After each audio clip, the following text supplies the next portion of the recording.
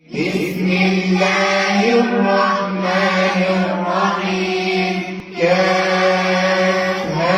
يا عين صاد ذكر رحمة ربك عبده زكريا إذ نادى ربه نداء خفيا قال رب إني وهن العظم مني واشتعل على الرأس شيبا ولم أكن بدعائك رب شقيا وإني خفت الموالي من ورائي وكانت امرأتي عاقرا فهب لي من لدنك وليا يرثني ويرث من آل يعقوب واجعله رب رضيا